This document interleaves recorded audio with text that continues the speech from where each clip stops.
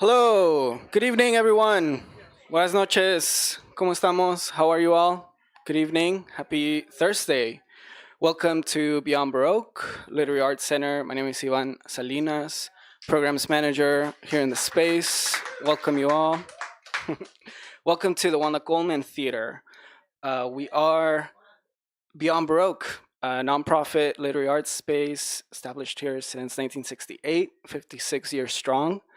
It's all thanks to the support of the community coming to our weekly programs, being part of our workshops, as well as the many numerous performances and exhibitions we have in the space. Do want to acknowledge that we are on Tongva land. This is unceded territory of the Tongva peoples, and it is now the settlement we know as Venice. Um, and we are a nonprofit that supports communities of color, communities, indigenous communities as well. And yeah, just want to pay our respects to the original stewards of this land. Um, Beyond Baroque is also ran by a great group of people, including Eric Alberg in the booth, Jimmy Vega, who's here with us, Associate Director, Quentin Ring, Michelle, Raphael, who make this whole ship run. And if you want to know more about the events that we have coming up in the summer, please visit our website. You can talk to any of us after the program. We'll be here floating around in the space here in the theater or in the bookstore, where you can find some of the books of our poets tonight, including Pat Thomas, Emma Liebler, Lolita Hernandez, a few more. Maybe the Coyote Monk Band has a few books. Um, but yeah, feel free to support our authors tonight. And if you want to support the space, we offer memberships at $60. You are a foundation level member. Some of you got in for free tonight because we have some of those perks. You are able to come to events for free whenever they are, whenever we charge a fee, but also you get other perks in the bookstore. Right now, we are giving away a really cool tote bag of Young Baroque that you can get for a membership that you get. And there's also discounts for seniors and students as well. So you are supporting our mission to support writers, artists internationally. Um, so, yeah, without further ado, this is a great show. Last year we had Mushroom play, and it was also a collaboration between ML Liebler, Pat Thomas. So it's great to have you all back in the space, and we're in good hands. So you all enjoy the show, and thank you for being here tonight.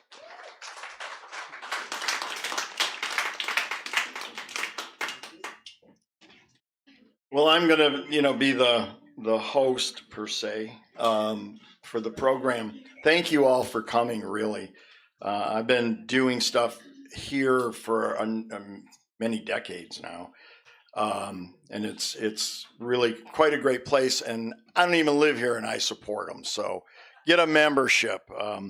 And they usually give you stuff. I guess the tote bag this year and so on. So but it's great to support this organization. It is a 501c3, so it's a tax write-off, and we can go from there. But this place is legendary in Los Angeles. I describe it as the West Coast version of the St. Mark's Poetry Project. It's a similar thing, and I don't know all the people that have read here, but many well-known poets have been here over the years. Tom Waits would come and do poetry here before he was Tom Waits, and many other people. In fact, even Pat Thomas's band has many well-known musicians than Mushroom, so it's always fun to do gigs with them. So I'm going to introduce Pat. Pat's new to the poetry business per se. I've read a few of his poems, though. He's been writing poems lately. And normally he's connected with the music business, as many people here may know. He has worked with and still does Light in the Attic and Omnivore and Real Gone Music. And then the organization or the label in England, Fire, is it? Fire Records. So he's put out a lot of great reissues. And he's also written some really important books. One is called Listen Whitey, which is a history of the Black Power movement. Really a great book. Do they have that here? No. Oh, it's banned in LA. No, it's a really fabulous book, and there's a whole part in it about from Detroit, the Motown label. I'm blanking on the name of that. The famous label, Black Forum Records. I have all of them. They're rare, and but you can still score them. I think the Baraka album was re-released. I saw it anyway at an Amoeba in San Francisco. So and that's from the Black Forum originally. And then there's a poetry album, and there's Stokely Carmichael, and of course, this isn't be popular now, but Bill Cosby and Ossie Davis giving us a talk and other stuff. So anyway, so Pat's a very accomplished writer, and I'm looking forward to hearing some of his new work. So let's welcome, and he's living in California, in LA area. Please welcome Pat Thomas.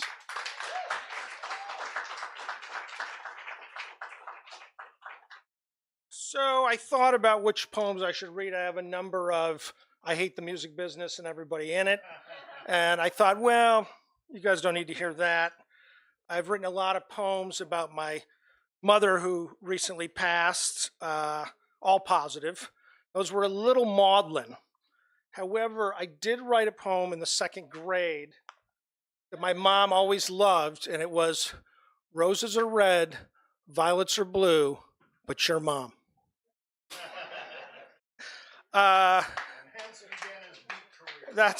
It's all been down here from there.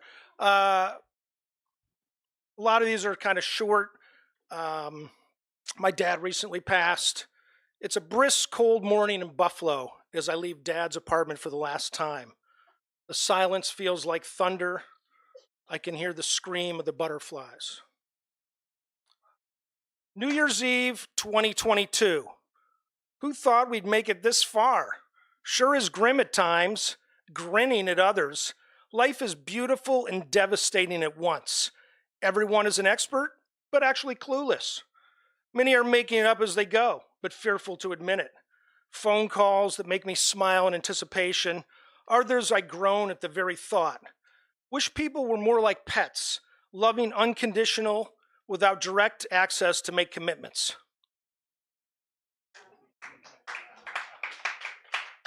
I love driving in LA late at night. The later the better. Streets are uncluttered. The lack of cars is delicious. Highways are spacious. You feel alive at night without the traffic. Ass and fuck are both pro and con. Who doesn't like a good piece of ass? Who wants food that tastes like ass? When someone shouts, fuck you, you get angry. When the right someone says, let's fuck, you get happy. The first 5,000 albums I bought, with few exceptions, were black, regular weight vinyl. How did I survive?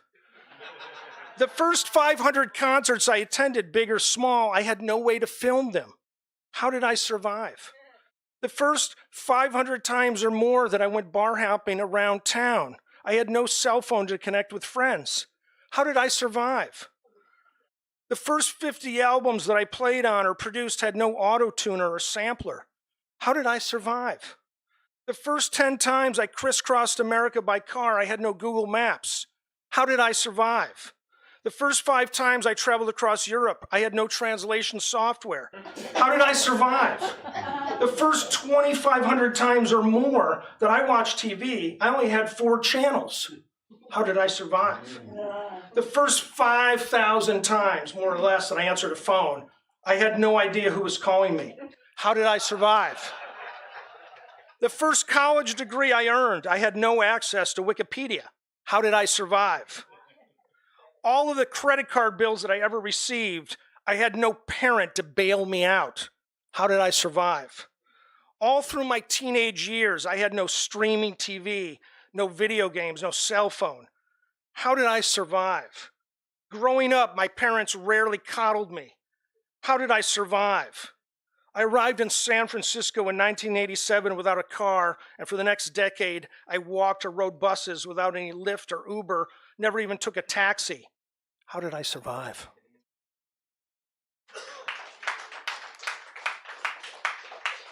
It's the first Mother's Day without Mom. She was intense, fiery like a Coltrane solo, rarely cool like Miles playing. Opinions galore, whether you asked for them or not. We rarely fought. She was a lifelong bandmate, drove my drums around as a teen, didn't like psychedelic jazz, but was a Pat Thomas fan.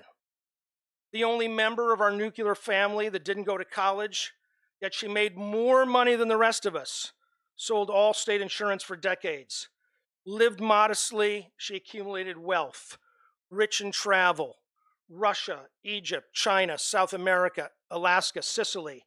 She craved news, real news, never Fox. Watched movies constantly, commanding the remote control like Patton crossing France towards the Rhine.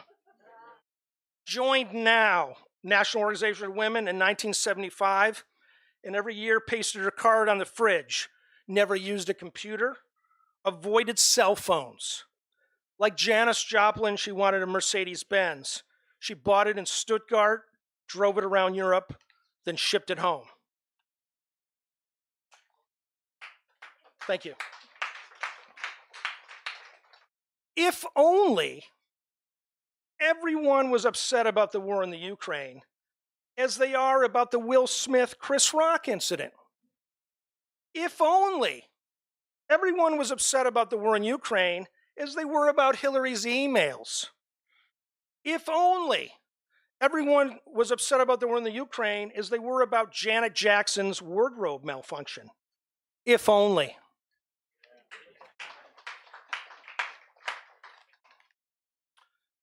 End of year. There is no good time to die, but thank God she survived COVID unscathed. What remains for the rest of us? It comes back in new and various strains. No one can plan shit. For the third year moving forward, life is frozen. Yes, we jettisoned Donald, but so what? His stain still stinks up Congress, freezing movement, locking production, no bills pass. Not for the first time do I feel uninspired, but this time it's not personal. It's a national issue, an international problem. I feel empathy for the young. Can you imagine being 15, 20, 25 now? Where is the hope? What is the future? In the best of times during these days, I surrender to books, vintage recollections of times past, most of which I did not personally experience, but I feel connection to them. New Year's Eve? How about an old Year's Eve? I'll take it.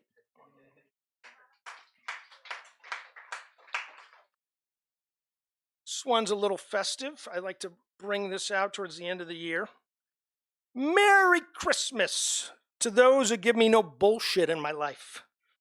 Merry Christmas to those who answer my calls and messages. Merry Christmas to those who do what they say they're going to do without me reminding them. Merry Christmas who deliver results, not excuses. Merry Christmas to those who brighten my day when they reach out to me. Thank you, everybody. Thanks a lot.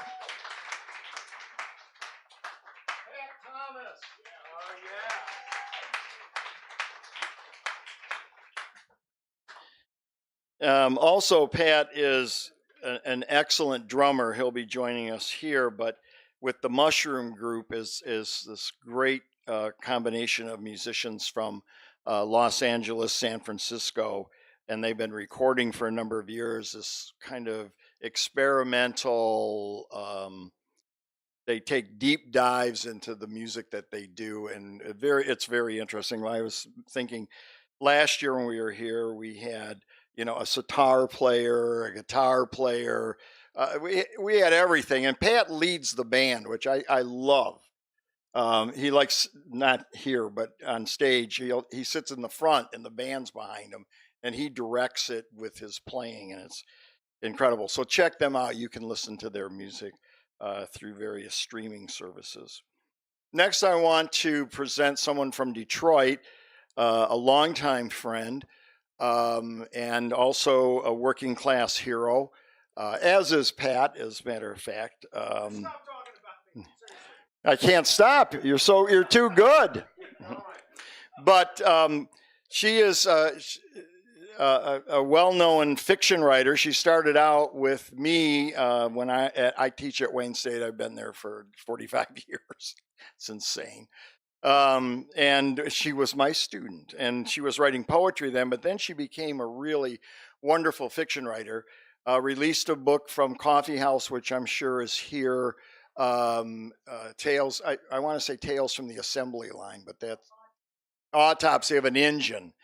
And then one with our series that we have at Wayne State University Press, made in Michigan, Making Callaloo in Detroit. And she's working on some more new work. She's widely published. She's a very, very interesting and wonderful human being. And I'm so glad she has made it here from Las Vegas. She does have a gambling problem, and she moved out of Detroit there. But please welcome Lolita Hernandez.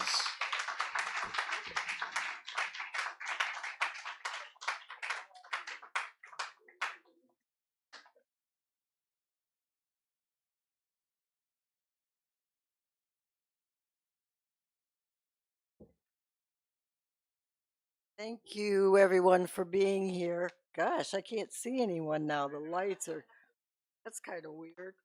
I just want to correct one thing that ML said. Las Vegas is one of the safest places in the world to live. I cannot stand to part with $1 in a slot machine. No possible. Okay. So I want to read something from Making Callaloo, and something from the stuff that I'm working on now. You may ask, what the hell is Callaloo? Well, my parents are from Trinidad and Tobago, and Callaloo is kind of like the. Did somebody just say Trini? We got a contingent up in here. Woo! Go figure. So it kind of reminds me of Detroit. It's just a mix of everything. So this story that I want to read is called Five Workers Report on How the Deal Really Went Down. I'm not going to read the entire story, but it's essentially when I worked at General Motors, when they began like culling the workers, the workforce several years ago, they they um, they introduced a plan called the SAP, Strategic Action Plan. So you shouldn't do that to somebody who had a poetry background. So this character, the main character, went around, um, trying to talk to everybody about whether or not they were going to retire and get out under this SAP plan. And I just wanted to read the last one as an entree to this new piece because it sort of sets the ab- the f- I can never tell anyone without any emotion what it meant to be in those large plants and see the whole dissolution practically of the tremendous, intense, um, uh, incredible auto industry in Detroit and the worker families that built up around that. So this is the last one, the last of this SAP stuff. It opens like this: Soldiering ain't easy. After one war, another puts bullets in hearts. Down here in this section of the line, we are lucky because not only are we close to the exit by the yard and the picnic table, we are close to the cafeteria. So every morning before the line starts, I rush up to the counter and order 2 egg sandwiches and eat when the line starts up. I've been doing that ever since I've been working for the company, even when my jobs were up the line. Nothing in the world tastes as good as those sandwiches when the line jerks forward. When I am not at work, I don't eat them. They don't taste the same. But you better believe I've eaten buku egg sandwiches right here on this line. I had just come back from the auditorium after swinging through the cafeteria for my 2 sandwiches, scrambled eggs on wheat toast and butter, when I got hit with their questions. They hollered out to me from the yard, "Hey, amigo, what's shaking? So you figured out what you're gonna do?" A group of them sat at the picnic table and they began bombarding me with questions about the package we were being offered. Not one of them had bothered to go to the meeting, but now they want to ask me buku information, and I'm hungry as all get out, and I don't feel like talking. Still, these young guys don't know any better, so in between bites of my first sandwich, I told them, "Well, I figured out what I'm not going to do. After retirement, I'm not going to eat any more of these sandwiches." "So you were going. Congratulations," they said in union. And then the kid who worked directly across from me asked what it felt like to be a short timer. "I need something to look forward to 20 years from now," he said. "He's a real nice fellow, helps me out a lot. So I tell him and the others like it was just as I finish up my first sandwich. You won't believe this, but I can't sleep at nights. I'm happy to go, but it's always a little bit like death if you know it's approaching and you have the opportunity to think about it. I don't know what got me to say all that, maybe the retirement thing, but I kept on going in spite of their blank faces.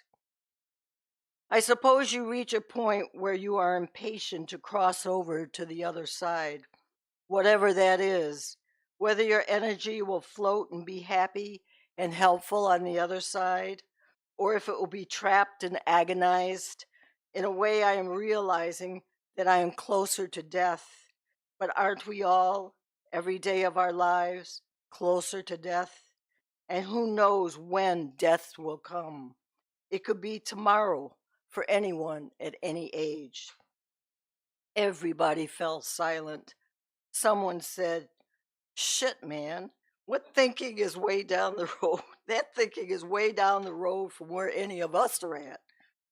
That's when I slammed my stick on the table. I've been carrying it with me ever since the plan came out in the newspaper because I knew I was going. So I rolled the stick on the table to make a little noise with it. This is what I said to the guys. "You see this? It's my short time stick." They all looked at me as if I was crazy. Any of you ever been to Nam? All of their heads went side to side. Of course not. You're all too young. That's when I proceeded to tell them about how we carried short time sticks in Vietnam when we were getting close to going home. We'd get a branch from a tree and make a stick out of it. Then we would notch it for every day remaining on our tour of duty and walk around the camp as if we were 5-star generals. So if one of them sergeants came around wanting us to do something crazy or dangerous, we'd wave that stick at him. As each day passed, bringing us closer to leaving, we'd cut off a notch. By the time we got out of there, we'd get on the plane with a stub. I still have my Nam stub at home. Now I'm working on my retiring stub. Wow, man, that's heavy. Heavy. You want to know something heavy? I'm going to tell you something really heavy that happened about a month or so before it would have been my turn to make a short time stick. It was a day just like any day, bright and sunny, but hot as the dickens. I was on a mission with about 4 other guys in this field of grass that was taller than any of us. I don't know the real name of it, but it was so tall we called it elephant grass, and the edges of it were sharp like a razor. It was everywhere in Nam where I was. The day was as still as death. Not a bird was flying, not a bug, not a blade of elephant grass moved, not a breeze anywhere. The only way that grass would move is if one of us did, and we were being real still. So we must have been sitting there for an hour or so, not moving one bit. Believe me, if anything prepared me for working in the factory, it was Nam, because you had to develop the patience of Job in order to survive. So we were sitting in these clumps of grass being real still when all of a sudden the grass moved right in front of me. Out from behind a really tall and wide clump came this VC. God damn, talk about pissing in my pants. That was the closest I've ever been to one of them. So there we were, the two of us staring at each other with our guns pointed directly at each other's heads. The VC was a boy just like me. I could tell. And he was the exact same brown as me. If it weren't for the eyes, he could have been my cousin. Even so, I got some family down home in Aguascalientes that look like they're half Chinese. What I'm trying to say is that he must have realized as much as I did that we were two humans with no personal hatred of each other, but caught up in somebody else's conflicts. We must have stood there for half an hour or so.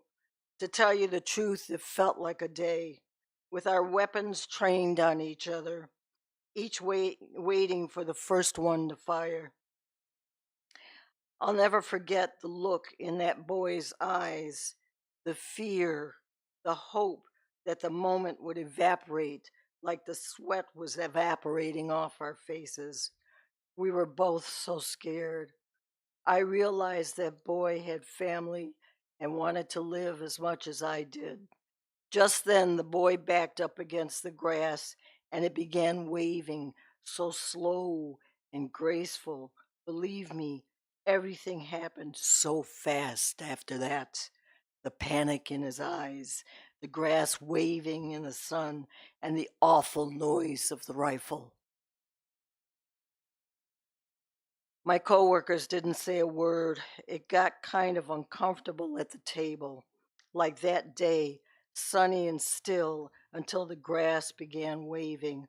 I understood at that moment when the VC kid moved that one way or the other, I was going to cross over to the other side.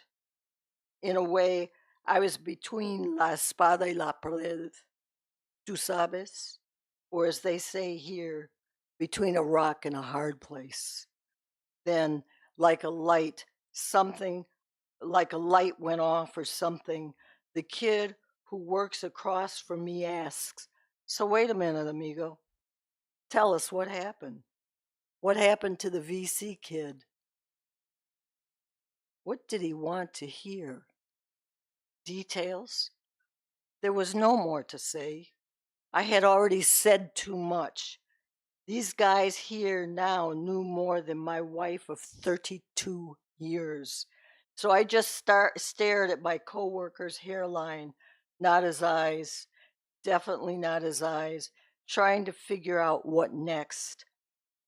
What must they think of me now? I just stared at that kid. I think I counted all the red spiked strands of hair sticking out from the front of his scalp by the time my hand grabbed my other egg sandwich for lack of anything better to do at that point. But the damn thing was already cold.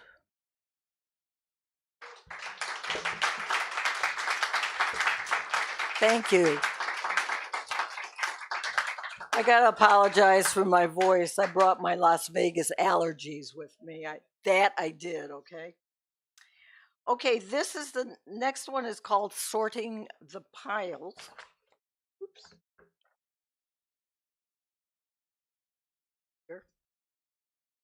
And it's the reason why I wanted to segue to this is because this one in my mind, I didn't realize it when I started writing it, but in my mind it was like the scrapyard after auto. It's like, here we are in this scrapyard now. Sorting the piles. No doubt about it, Diego was well catching his backside in Detroit, and for no good reason that he could figure out.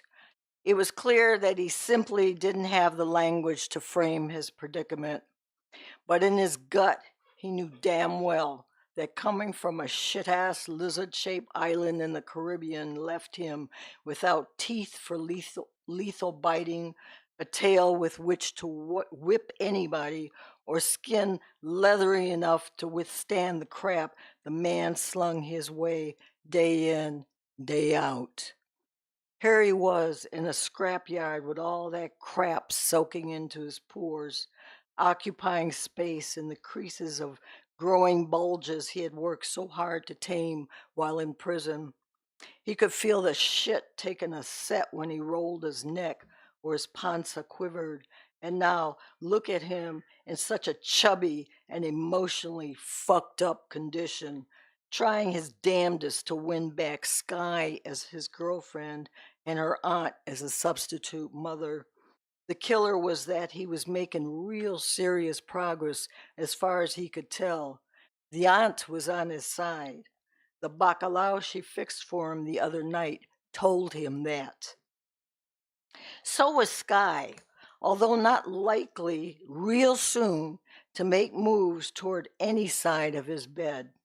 He would have to work much harder for that one to happen. But that first night, back in the warmth and love of their kitchen nook, he resolved to clean up his act and stay in their aura. They were givers, but you can't take from ladies without returning something.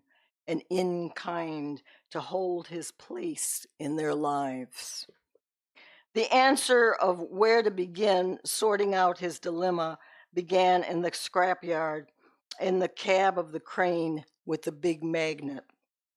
You never realize how you can find yourself after becoming one with a piece of machine, how you can merge with its rhythm, how you can find your body twisting and swerving in sync with it.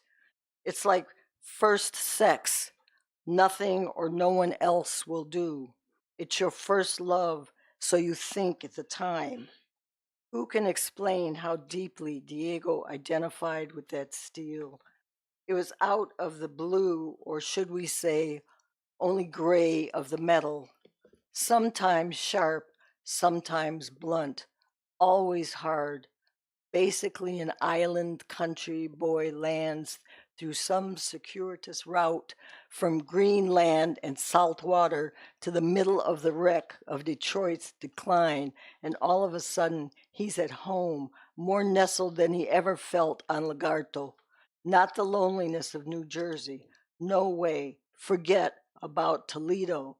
And now here he was, finally feeling real, feeling strong, feeling himself, feeling as if he could, for the first time in his life, be whole. He didn't even bother to figure out how he found himself in this kind of family way. But there he was, married to joysticks in the cab of a big cat crane, manipulating a magnet capable of picking up tons of steel and somehow lifting his heart. The crane with the magnet had become his gig.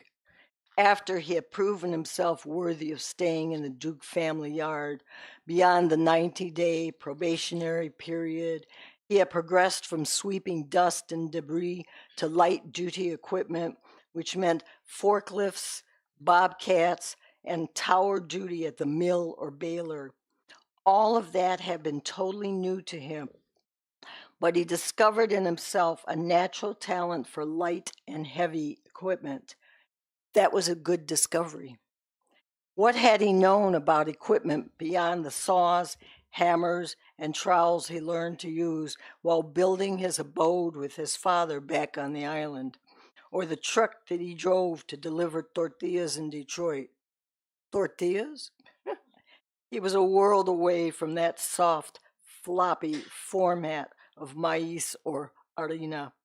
He was now somewhere that demanded strong teeth, flexing muscles, strong panza. He was in a marvelous land of opportunity. Diego eyed each piece of equipment in the yard hungrily. He had moved up to a brand new world beyond tortillas and floor washing. He could be somebody here. That was for sure. At Duke's, miraculously, he had passed his initial interview by basically putting his heartfelt good intentions on his sleeve. He did his best to convince Joe, the yard boss, who spoke to him at Juano's suggestion, that he was one hard and sincere worker.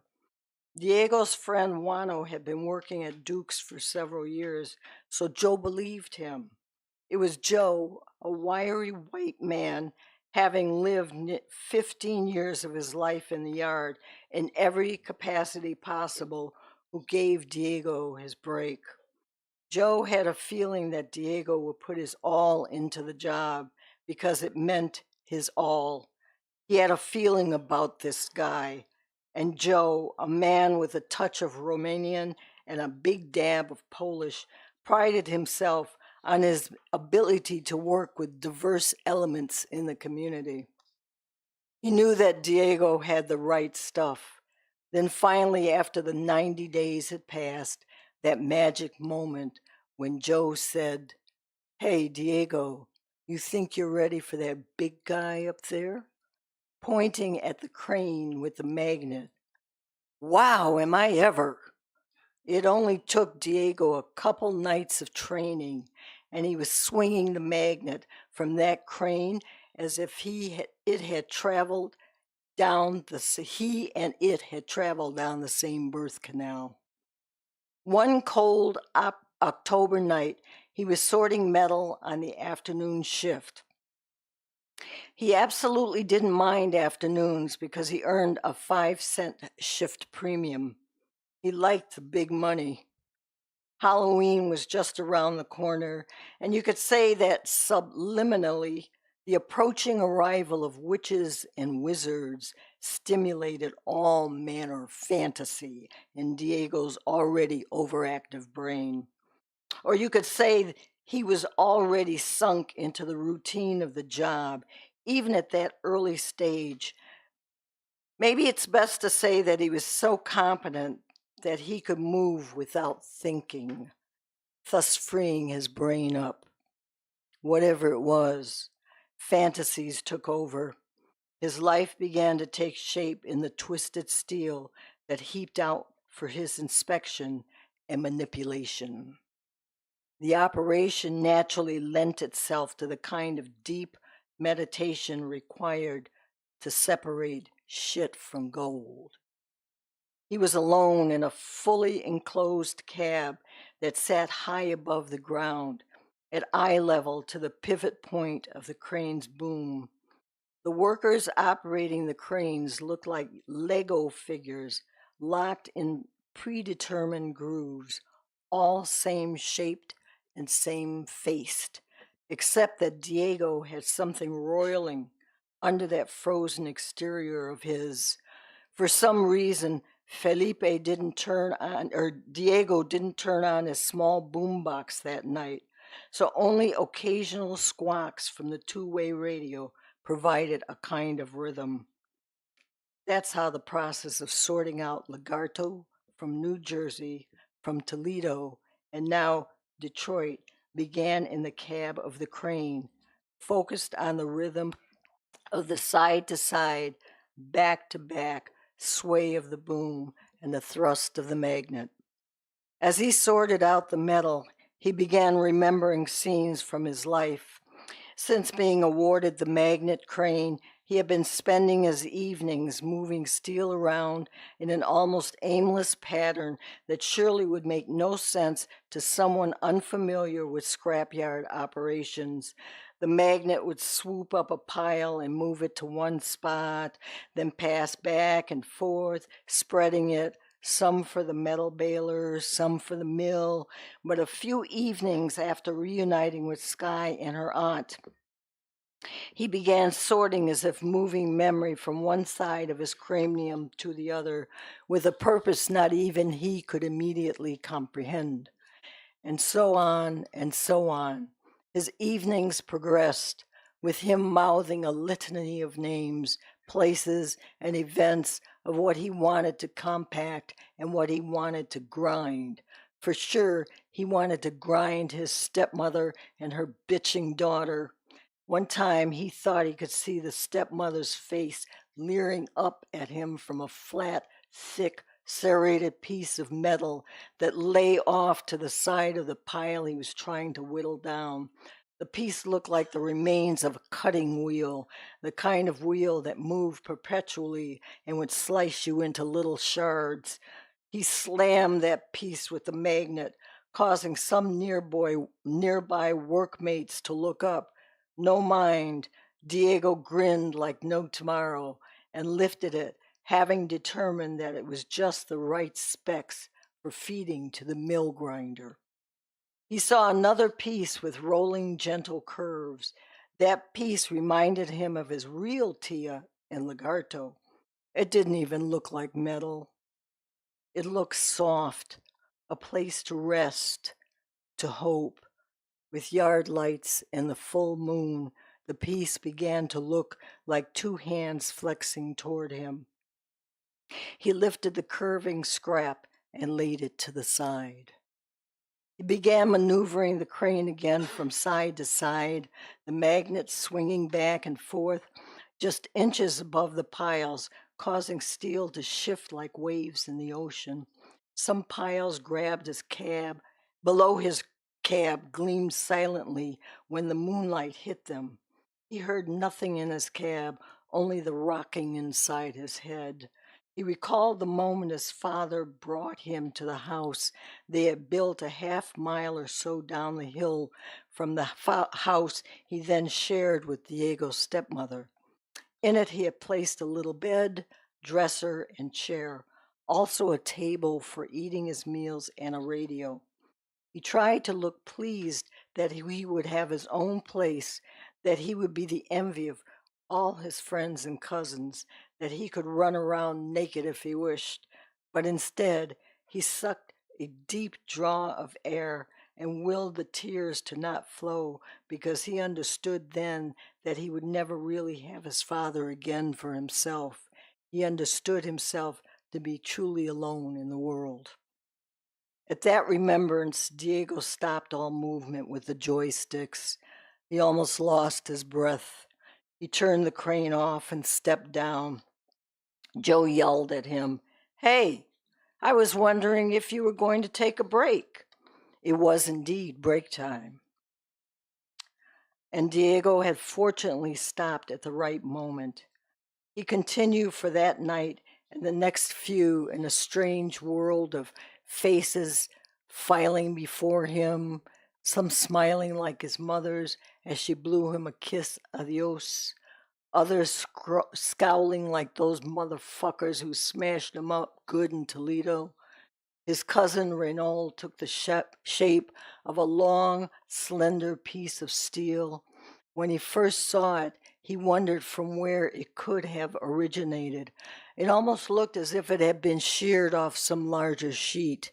He stopped for a moment and observed the piece as it landed almost at the top of the mound he was sorting. Again, he found himself in a past he had managed to tamp down, the moment when Renault made that suicidal leap from the cliff of El Punto de Vista in Lagarto to the ocean, and he was powerless to help. He became a grown man with tears slowly sliding down his cheeks, thankful that no one could see. He shook his head because for sure he couldn't keep thinking in that vein. He had to move forward. Come on, Diego, let it go. Move on. It was then that Sky and her aunt made an appearance. They were just there, floating between pools of grease, mounds of dirt, and piles of metal. He could smile for a minute, then return to the swinging magnet. Back and forth, pieces of metal shifted from one side to the other. It was his prerogative to decide what to do with each piece. It could sit there for a while, and no one would notice that he hadn't made a decision about it. All the yard denizens had their own shapes to sort, even Joe or Juano. In the mountains of metal, who could tell another's evil from his good, the lovers from the killers? As long as Diego moved the scrap and heaps of it went to some place for grinding or compacting or analysis of some sort, he was on the job.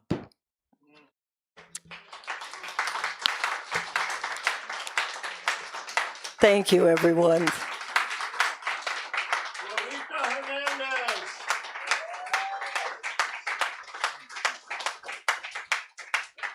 Lolita Hernandez. Was that Lolita's? Yeah, thank you. Next is a poet well known internationally, nationally, and a legend in Detroit, an eminent artist recently, which is quite a prestigious award that we have there.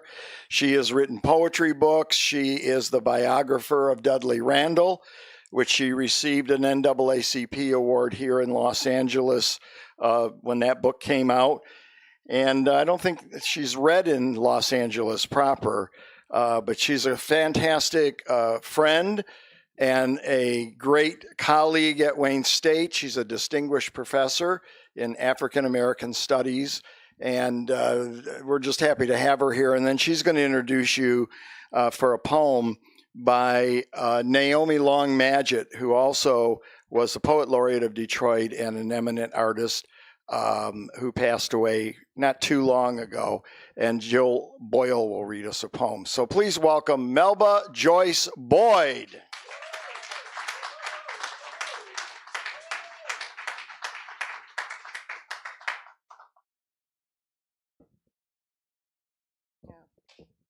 Okay, let me figure this out.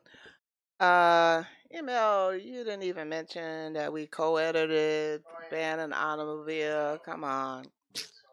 Yeah.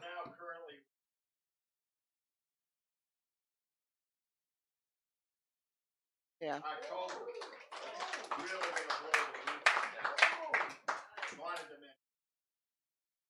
So, looking at a few pieces here and how to like order this.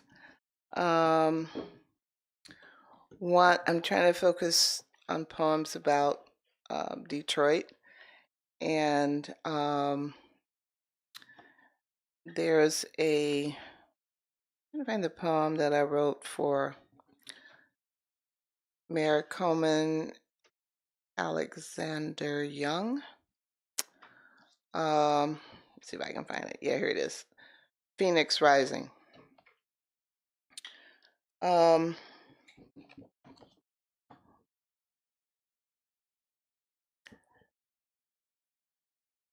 don't know how much you know about our Mayor Coleman Young. He was the first Black mayor of Detroit and was elected in 1973, I think, took office in 74.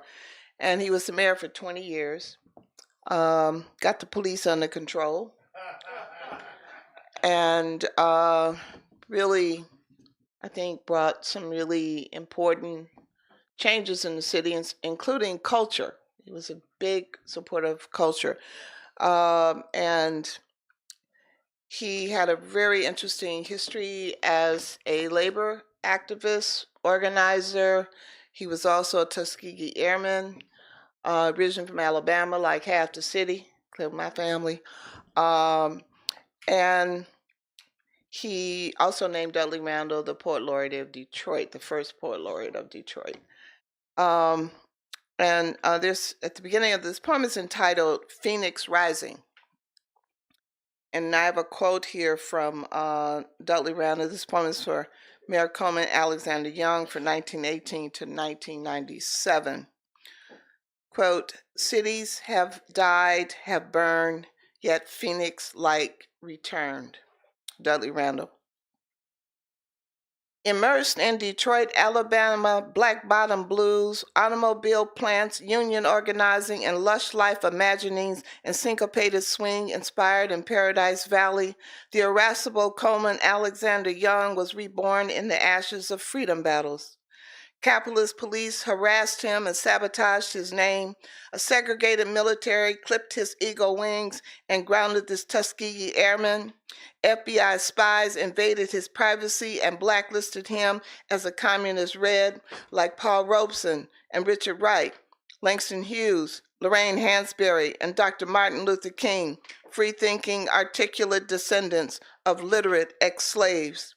With bravado and an audacious vocabulary, Coleman exposed the un-American motives of Senator McCarthy's sinister committee, demonstrated the skullduggery and conspiracies to stop crusades to make freedom real, even if it was only existed in dreams within the radius of Detroit city limits, in the arsenal of democracy, where the UAW and community elders debated politics with haircuts in barbershops for young men intended to topple pyramids of unjust hierarchies constructed over 4 centuries. Black and white together, Coleman chimed in unison when Detroit elected him to end police terrorism. This mayor rebuked suburban antipathy, damning the dark city and its brazen leader, a raconteur often seen retelling stories with factory workers on street corners, or carousing after hours with radicals convening in beer taverns, or reciting an elegy in the bittersweet sanctity of a funeral rite of passage. Republicans tried to banish him. Obsessed federal agencies armed with legal daggers plotted to arrest him. With poison ink and jaundiced headlines, newspaper editors deemed to defame him. But for 20 years, the citizens voted for the tenacious, charismatic Coleman, a phoenix rising from the white ashes of freedom clashes.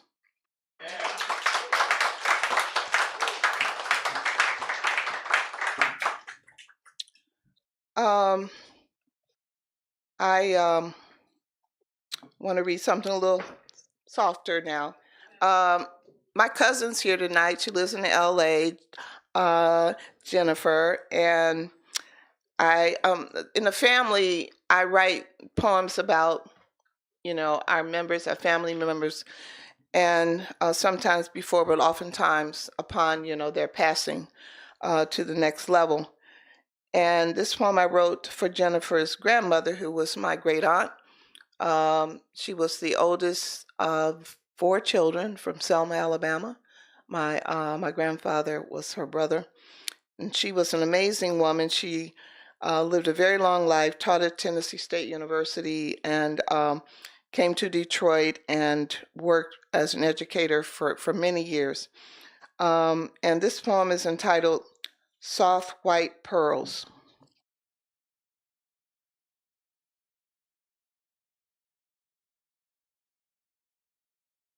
Oh, one more thing. My freshman year in college at Western Michigan University, when I came back to Detroit, she instructed me to bring all my English papers to her because she had to review them to make sure that I was being properly trained. I passed the test, thank God. For Inez Boyd Faustin, 1897 to 2002. Yeah, she lived a long time. We live a long time. A veritable attorney of words, a dictionary of deportment, a surveyor of precision and declension, sent to light libraries. You are like the soft white pearls you adorn, an infinitely balanced valence, teaching symmetrical passages to generations of classes, decoding messages beyond the delta into the magnificence of unwritten diasporas.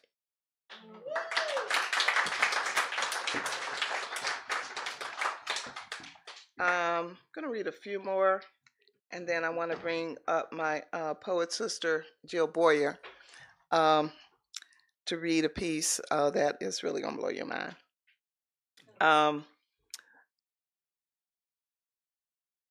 Eulogy for Detroit, 1967. Quote from Robert Kennedy, Sr.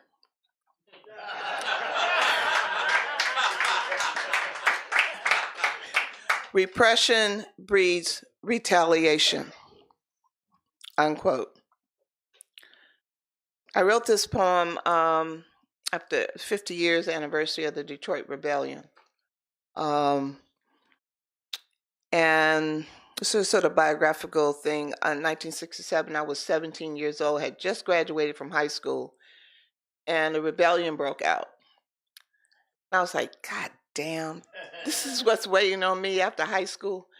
And then next year, to my freshman year, they killed Dr. King, and we occupied the student union in protest. And I was just like, wow, this grown-up thing. And I had just turned 18 at that point. It's heavy. So anyway, in commemoration for this struggle, there are some references here to, I don't know how many of you know about the Algiers Motel incident or read that book, and the killing of the 3 young men, one of whom actually had gone to my high school. I did not know him. He had graduated previously, but it was a very, very disturbing situation. So it primarily focuses around that, but also the rebellion is in the background of this. Cops slap, swear, shove, injure, and threaten with weapons. People swing back, shatter car windows, and load rifles. Flames erupt, business explodes, smoke surrounds 12th and Claremont. as city and state police bullets riddle apartment buildings like target practice for Vietnamese villages. U.S. Army tanks plow down boulevards. Mother and child huddle behind barricaded doors, fear frozen in July heat. Snipers return fire into the storm. Beneath neon palm trees flickering inside smoke clouds, police trap unarmed civilians in the Algiers motel, an allusion to Africa. Or a scene in Casablanca, a film where Sam the Black Piano Man plays for Bogart, the hero fighting fascism. Cooper, Pollard, and Temple, 3 Black teenagers caught crossing the color line, aspiring pimps partying with white chicks, caught betwixt and between the skin game and police rage, emboldened by firepower and martial law. These 3 young men trapped in the annex of civil disobedience, like extras in a movie already doomed in a movie script, or like fugitives detained at the border without citizenship, restrained, beaten, and murdered in the recesses of city unrest. In the aftermath, ignorant and absent of brown peers, of family or community grief for the deceased, 12 jurors boxed in a white courtroom, beyond inner city view, dismiss witnesses and evidentiary examples, and deem murders by cop justifiable homicides of Carl Cooper, Aubrey Pollard, and Fred Temple, unarmed teenagers guilty only of carnal sin and dark skin. The Algiers Motel now lies beneath the clay of decay, while 12th Street recalls Rosa Parks, a veteran of domestic wars, symbolic renaming of the street suffering outside of city planning as a sacred burial ground. Decades hence, history twisted by myths, broodings with untruths, justify retaking the city from survivors of '67. Repossessing homes with excessive taxes, extreme insurance rates, and soaring utility bills, for water too expensive to drink, even in the city of Flint, where rusted lead pipes funnel poison into kitchen sinks, while arsonists acquire acreage for real estate moguls to house hipsters, born-again Republicans, and capitalist investors claiming to save us from ourselves as white folks move back and the mayor ain't black. Peregrine falcons once soared above skyscrapers, perched on gargoyles guarding memories, savored in museums filled with temperate patrons, searching passages to yesteryears, while we pray for the dead to wake living descendants of sons, toiling in factory fields and mulatto daughters hidden in kitchens and between bed linen. We are the evidence police terrorize. We are fissures in family portraits, cracks in their sacred democracy, the contradiction in their constitution, the inconvenience that clots their false rhetoric, choking the atmosphere. This poem is a eulogy, a remembering of '67, an unearthing of blood-stained graves, reopening caskets to treat wounds, to enable healing, to retrieve breath currents of 43 lives, rising and falling with the undertow of memory, seeking full measure of human remains.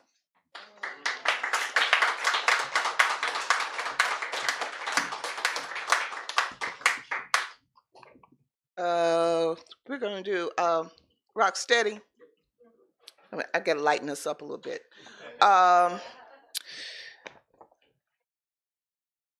Yeah, I was born in Detroit. I grew up in Detroit, and obviously in the era of the '60s. And so I grew up on Motown and Aretha Franklin, James Brown, right, all of that. And when Aretha passed, you know how they go, somebody famous passed, and then they like have all the news, and everybody's talking about who she was, what she did. And I was sitting there listening, and I was supposed to be writing something else. I can't even remember now, an essay or something. And I kept saying, "That's wrong. That's not what happened," you know.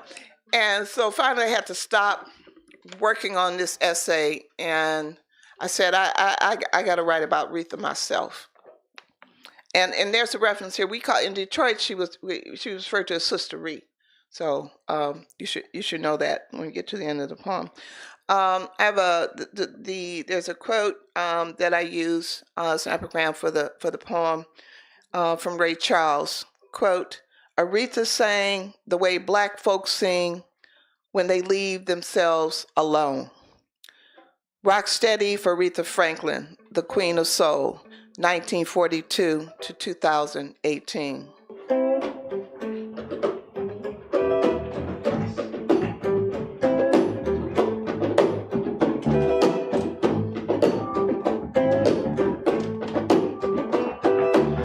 God lifted her regal voice, invoking her father's seamless faith and mission.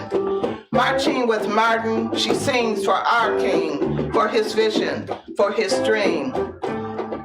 Mary, don't you weep, Pharaoh's army got drowned. Her songs soar with angels, strengthen our resolve. Demand respect like a natural woman, to think, to do right, despite racial strife. Because some low-down man inflicting endless grief on a woman's pain. Cause ain't no way for me to love you.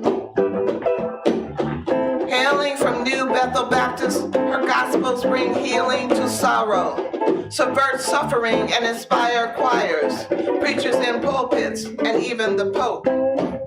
Gotta find me an angel. Her rhythm and blues are liberation anthems, bridges over troubled waters, elevating inaugurations for Presidents Clinton and Obama, crowning her legacy gold with the Freedom Medal of Honor. What it is, what it is, what it is. Amazing Grace, how sweet is her song. Born in Memphis, raised up in Detroit City, reaching Spanish Harlem with spiritual reverberations, scaling a nation's blues. Revolutionizing American music, blessing an entire world, making us whole. What it is, what it is, what it is. Sister Ree's gone home. Mary, don't you weep. Martha, don't you moan. Rock steady, baby. Rock steady for Aretha Franklin, the Queen of Soul.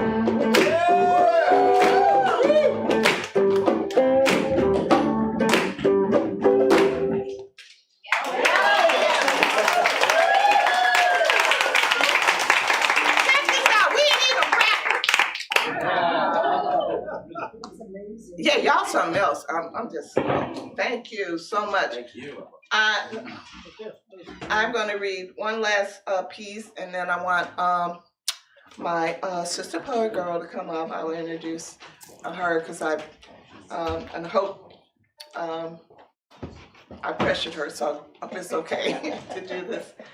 And ML made me read this poem. Where are you, ML? I'm here. Okay, all right, you better. Blame him. Yeah, I know that's right. I know that's right. And this is, let me see, hold on a second. Make sure I had it. Oh, here it is. I almost thought I left your house. This poem is called We Want Our City Back. And it's a poem that sort of, it keeps getting longer and longer over the decades. And it was first published in by the Black Scholar, out of San Francisco.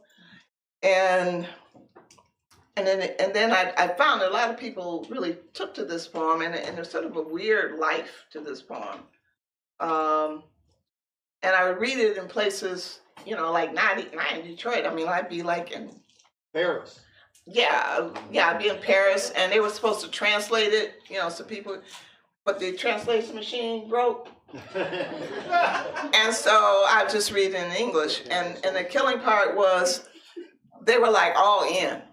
So people mad everywhere, just saying, okay. We want our city back. We want our city back. We want our street lights on. We want our garbage gone. We want our children playing on playgrounds, but not with loaded guns. We want to retire by the river and plant collard greens in abandoned fields. We want our ancestors to rest in peace. We want our city back. We don't want law and order. We want justice and jobs. We don't want small business. We mean serious business. No more cheap dollar stores. No more mom and pop wig shops. No more Mickey D's rapping with the homies. No more Dixie Colonels serving Kenty Cloud cuisine. No more Taco Supreme. We need groceries. No more indigestion or quick fix politics. We want our city back. We don't want police harassing the homeless for being without a lease. We don't want video cops busting crackheads with flashlights at night. We want peacekeepers to capture the real dope men reclining in respectable privilege. We want our taxes to track down uniformed assassins. We want our city back. We don't want Eurocentric or Afro-eccentric educations. We want a freedom curriculum. We want a liberated vision and history remembered. We don't want our children worshiping the old world order in Egypt or Greece. We don't want them crunched like computer chips to fit with GM execs or to be rejects in labor camps.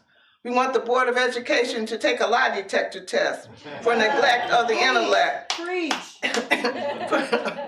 for assault on our children's senses. We want dignity, not cupidity. We want our city back. No more tech sex mess. No more zoot suit mayors shuffling skeletons and abuses like gamblers losing paychecks in Motor City casinos. No more ex-basketball playing suburban bingoling mayors ignoring inner city citizens living next to dilapidated buildings with boarded up windows and bolted doors where junkies, rodents, and vermin breed. We want our city back. We want the river dredged for distraught souls. We want our homes rebuilt. We want the guilty to pay a greed tax for the living they stole. We want no more poisoned water, no more Republican managers who emerge but cannot see, crumbling roads and broken trees. We want our city back. We want our country back from this rebirth of a racist nation. No more tyrants who shake hands with the Ku Klux Klan, who jail immigrant children at the border, who God painted tan. Back from depraved liars who order attacks on peaceful protesters, then poses in front of a church with a Bible flipped in reverse. No more demented narcissists who assault women for sex and socialize with foreign dictators to plot sabotage of presidential elections. We want our country back. Hey, we ain't escaping to Canada like fugitive slaves or American fugitives, escaping psychotic patriots. Our backs are up against the wall. This is our clarion call. Feed the hungry, clothe the naked, heal the sick, enlighten the ignorant, punish the wicked, and raise the dead. We want our streetlights on. We want our garbage gone. We want to be rid of smack and crack. We want to retire by the river and raise collard greens in abandoned fields. We want our ancestors to rest in peace. We are seizing the hour because we mean to take our city back.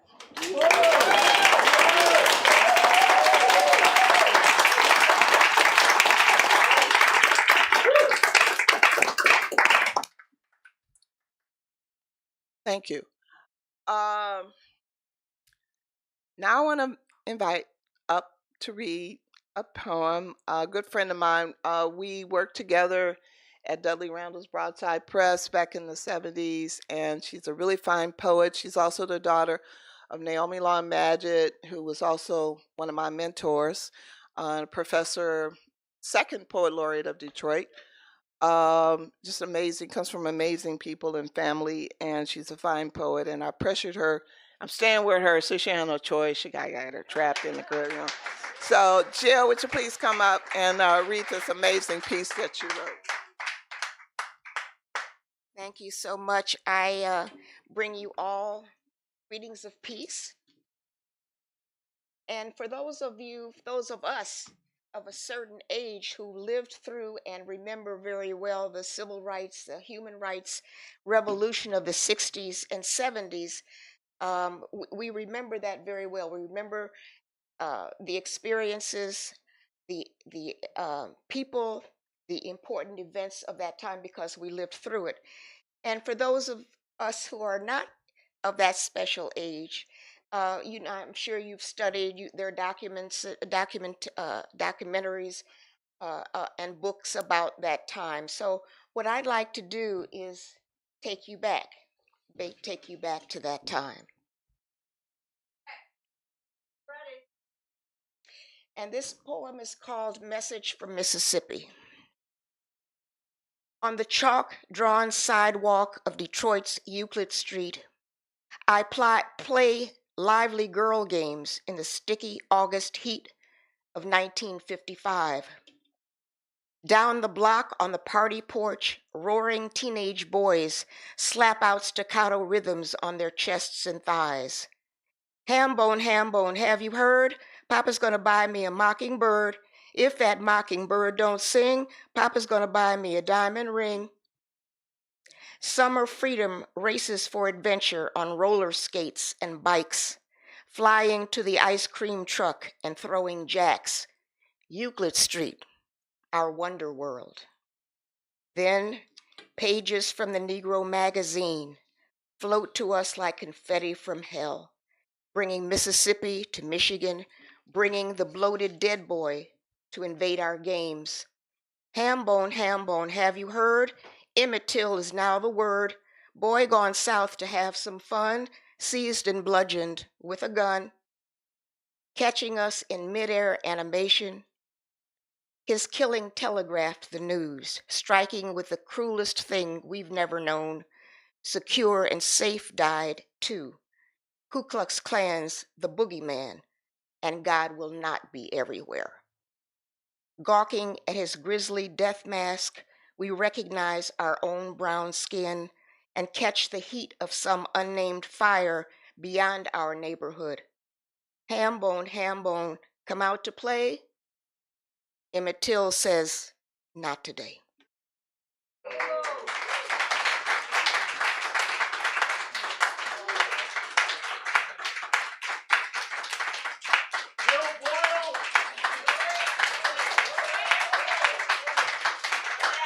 And Melba Joyce Boyd.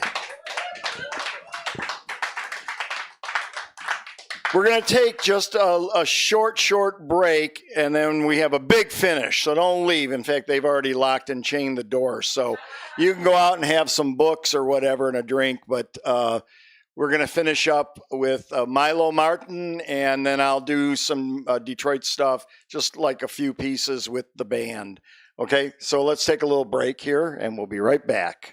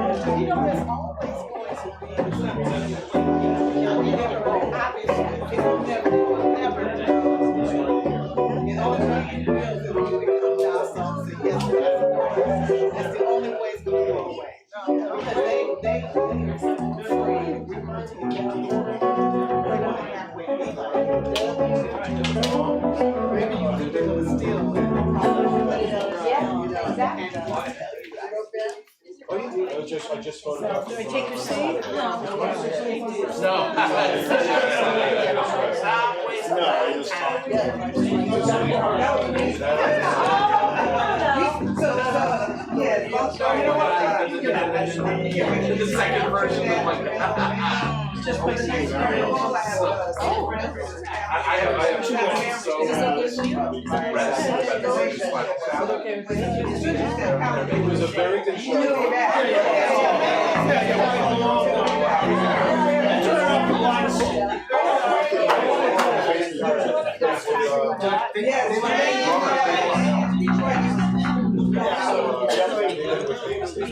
Okay, folks, let's bring everybody back inside. More weird scenes to the gold mine. Nice meeting you. I sent you.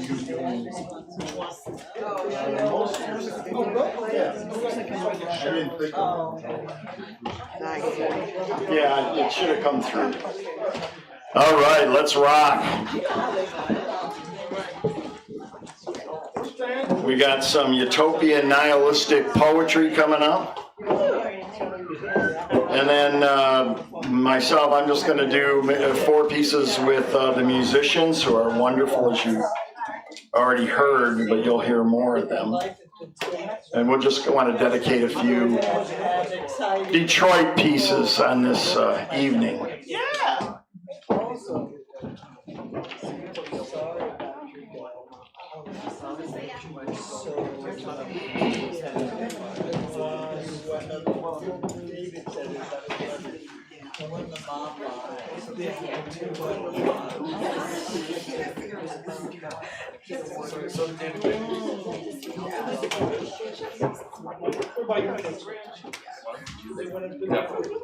So I'm going to introduce Milo Martin as the LA segment of our program, in addition to the musicians and Pat Thomas.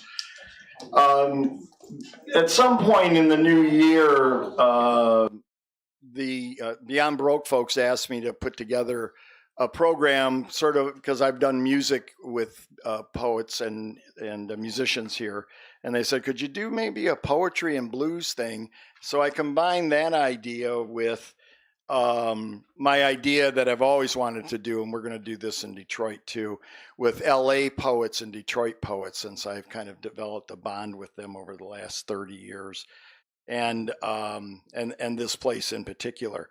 So I'm going to introduce a guy to you who is well known in Los Angeles. He's a very dynamic poet, a nihilistic, a utopian nihilist poet is what it says on his website. I wanted just to, I don't know what that is, but I love it.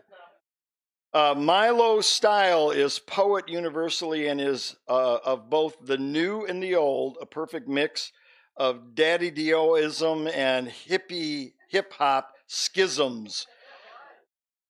See where this is going? His persona is consistent with his poetry. I love his pants, by the way. I got to get a pair. They must sell them here in LA. His persona is consistent with his poetry, which is consistent of that blend of old and new poetry, which is a defining trait of LA poetry overall. Please welcome Milo Martin!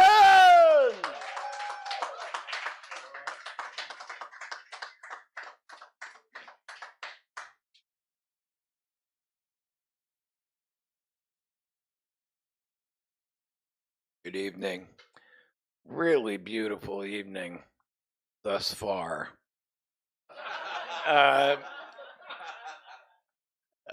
I'm really honored to be here with this team of Detroit poets and writers, experienced human beings, some really heavy, beautiful stuff.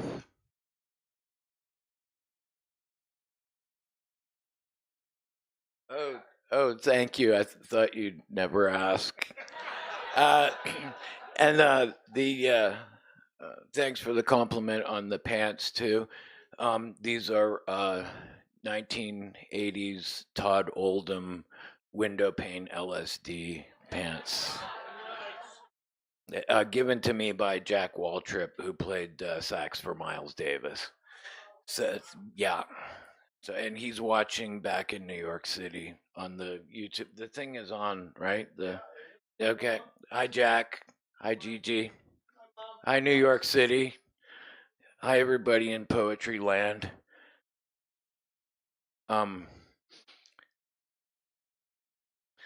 So, strangely, I've never been to Detroit. Okay?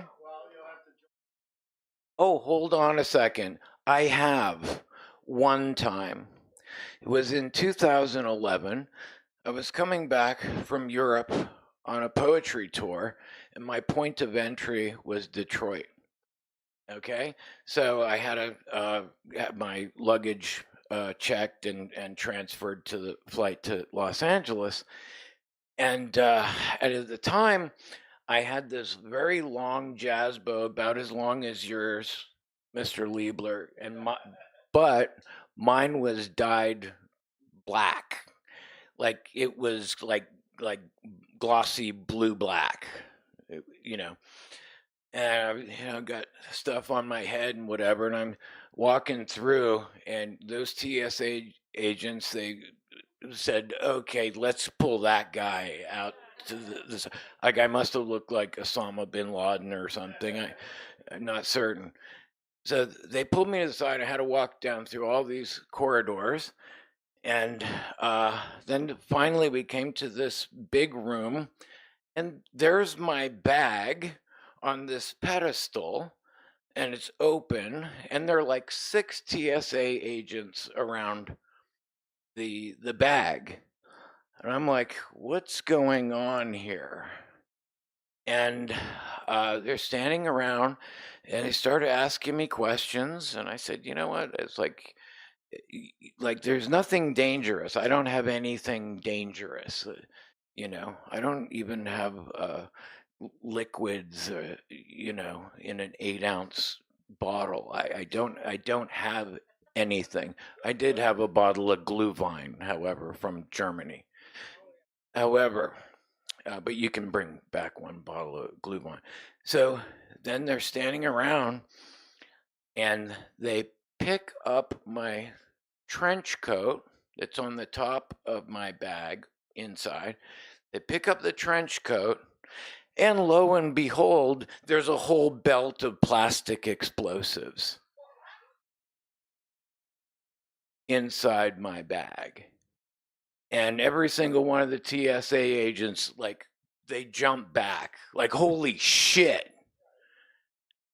And I'm like, wow, oh, okay, I see. Okay, I get it. I get it. And they're like, what is this? What is this? And I'm like, calm down. I said, it's mustard. And they're like, what do you mean it's mustard? And I said, these are mustards that I brought back from Germany for my friends. And they're like these metal tubes of mustard about this big. They're like €1 a piece, and it's really awesome German mustard.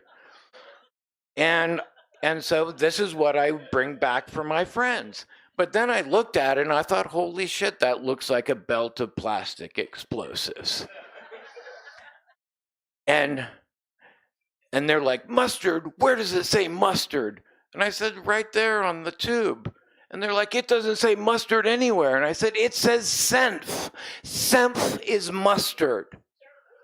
And they're like, how do we know that? And I'm like, God damn, I don't know. Why don't you fucking Google it? You know? And they made this big deal, and I'm like, Jesus Christ. Like, you just take the top off, and you actually turn it around. It's got like a little puncture thing, and then you screw that in, and it punctures the metal seal, and you take it, and it was, and you go, that's good mustard. So they made a big deal out of that. So that was the one time I was in Detroit.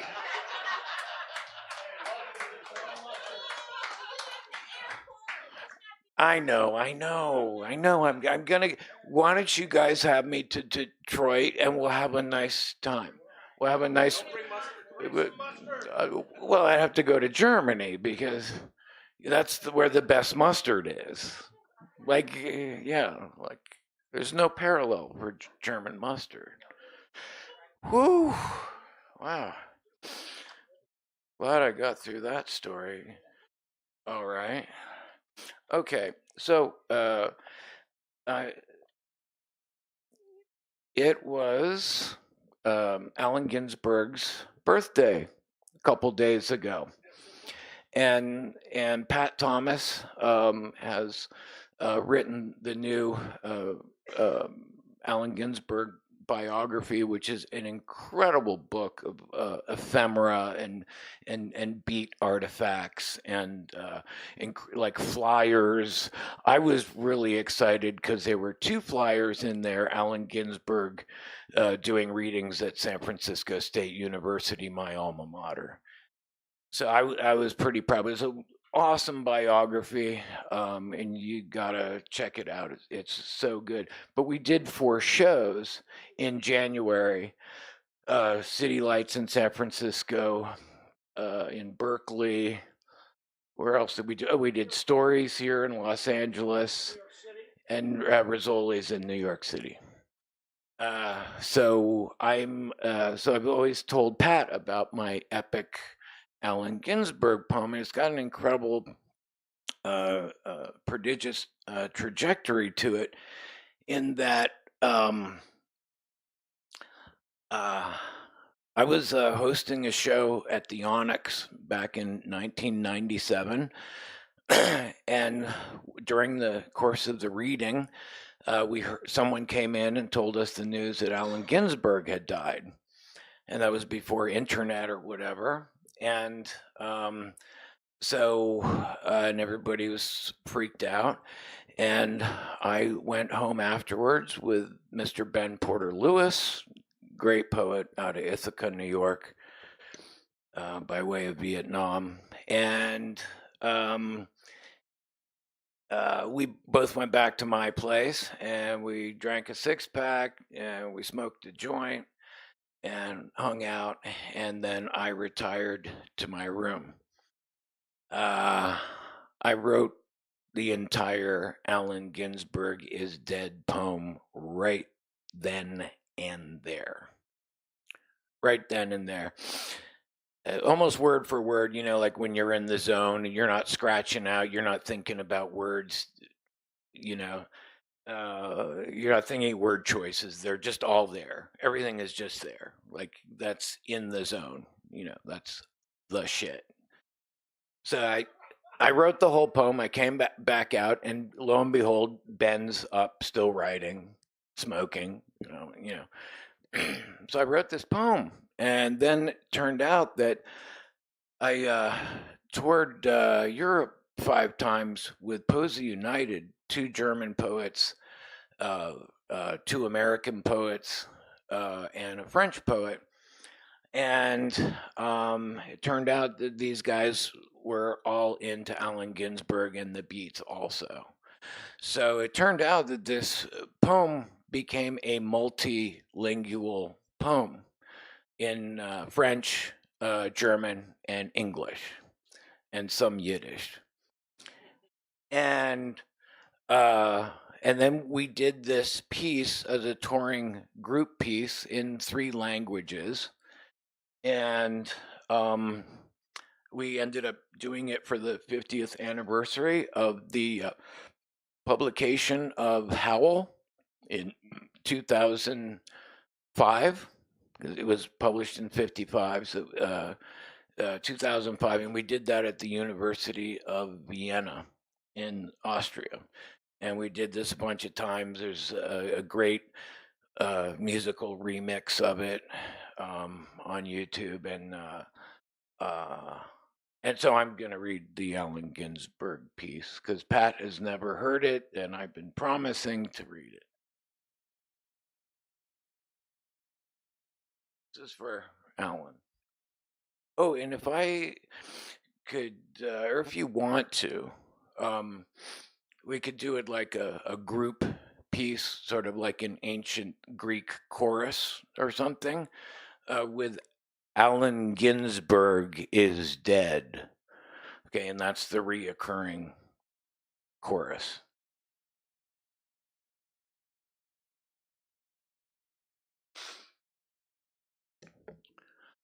Allen Ginsberg is dead. Super holy rollers in the sky. Allen Ginsberg is dead. Celebrate the giant viceroy. Allen Ginsberg is dead. Commemorate the tiny monarch. March on, young snails adhering to natural patterns. Hail to the chieftain of images, the bald Olympian, the brother of cherubs, the closet kisser, the lover of men and streets and automobiles, of manhole covers and wheat fields, of hell's angels congregating in a driveway with beers and pills and brazen faces. Allen Ginsberg is dead. Scream thy last scream, woman in a coffin. Hurl thy last hurl, pastor in a casket. Allen Ginsberg is dead. Electric, poetic, flower brigade. Allen Ginsberg is dead. Unify the children and elders. Allen Ginsberg is dead. Swan diving the nest now, fluffing up the future pillow where he will dream, and he will dream, and he will never wake up because Allen Ginsberg is dead. 777 swans slipping silently into the slumbering sleep of shadows and snow. Allen Ginsberg is dead. I hope he read the rules. What rules? The rule is no rule. We are the music makers. We are the dreamers of dreams. Allen Ginsberg is dead. The mountain is a woman. The cloud is a cauliflower spaceship. The freeway is a river rushing with dinosaur speedboats. The meteorite is a sparking fireplace. A mag tire is a well-constructed spider web. A Bowie knife is a savior. Your aunt is a mathematician in the kitchen. A mockingbird is a ventriloquist. The assemblywoman is a racist. The supermarket is a death trap. The orange stone arch in the desert is a breezeway. The ice cream cone is a cherry bomb. The unemployment line is a path to the abattoir. The beehive is a complex apartment complex. The staircase is a movie ladder. The abandoned swimming pool is a brown skateboard waterhole on the Serengeti. A pothole is a bass drum. The white-tailed deer is an ungulated vessel of divinity. The sofa is an armchair. The pillows are impregnating booster seats. The eyes are a telescope stargazing up to the sky to view the 4 moons of Jupiter, Io, Europa, Ganymede, and Calixto Hernandez. The ears are spinning radar antennae. The smile is a teardrop. The frown is a museum. And the Ides of March is a calendar superstition that is real. And the aliens are the friends you haven't met yet. The angels only seek to save you. The flowers here to smell you. The monster here to greet you. The system here to delete you. Allen Ginsberg is dead. The brown bear is a Russian tank rolling through the dried golden hills of California. The planet is a basketball that's been bounced around too many times, like the divorced children of the San Fernando Valley. Century-old avocado trees drooping over the terracotta walls of Bel Air, a candy store bonus for the gardeners. One to the gut and weave, and one to the gut and weave, dragged down by the stone of the Birkenau butcher house where your soul is not yours anymore. We can be light bringers, illuminating gloomy dinner tables. We can be amateur gospel singers belting it out for the Lord. We can be the early morning dream believers if we play our cards right. But we are so tightly wound down at the downtown lost and found. We are the white-knuckled ambulance drivers, rigid with anticipation, certainly uncertain of the human tragedy about to unfold in front of our bloodshot eyes. The hot and the cold of it all. Le chaud et le froid de tout. We are the defenestrators of truth. We are the administrators of uncouth. We are the punishers of the papyrus. We are the bastard sons and daughters of God celebrating around the maypole in spite of it all. Allen Ginsberg is dead.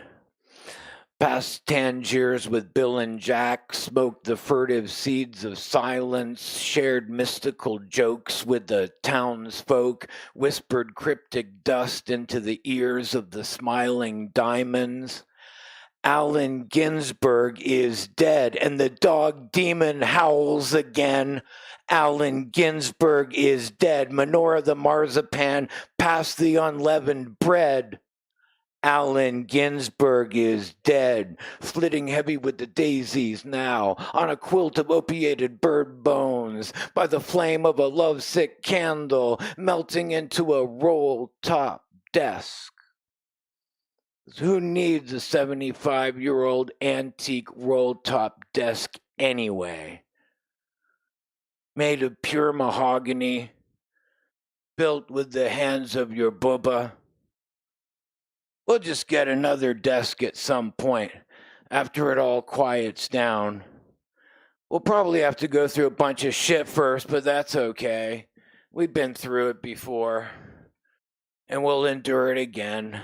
Luckily, our DNA has been toughened for this task, for we will all be free again one day, free like the hexagonal stars free falling into the Mediterranean Sea, the sea of tranquility. Allen Ginsberg is dead. Who knew, Juno? Light a flame under that spoono, floony, fruity, laughs and jeers. Where are your punk rock morals now, lysergic prince of dreams? Moloch heaven, Moloch earth, Moloch tropical flowers and the snails stuck to their undersides. Moloch pigeons in Gramercy Park who shit upon the heads of gargoyles. Moloch the president. Moloch social reform. Moloch the fluorescent office spaces burning our bloodshot eyes. Moloch the ego infighting. Moloch the indigenous people so far away from home. Moloch the gas stations pumping the fossil fuels of Arabia. Moloch the trash can, beer can twisters. Moloch the semen splashed bathhouses. Allen Ginsberg is dead. Flamethrower Jesus boy, Allen Ginsberg is dead. Venus de Milo boy, Allen Ginsberg is dead. Sweet Kraken voice of Swans boy, Allen Ginsberg is dead. Golden Gate Park bead boy, Allen Ginsberg is dead. Oxford shoe buttfuck blonde Adonis boy, Allen Ginsberg is dead.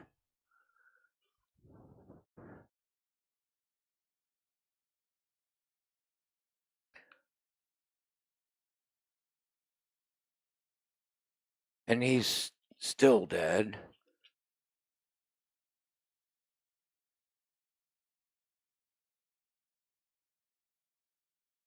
For we are the sacred destroyers, the creators of baskets and bombs, the loathers of love and loneliness, suckers for instant gravity vacuum. The embracing of trees is an intimate form. The hugging of cacti becomes a meditation. The forest takes a bath in the ocean. We are communists. We wear armbands for our sisters and our daughters. We transform into the collective humid nose of a rabbit. We are the galaxy of termites teeming madly within the sticky knothole of a Mexican sycamore tree. We are firewalkers levitating 1 inch above the water mirror.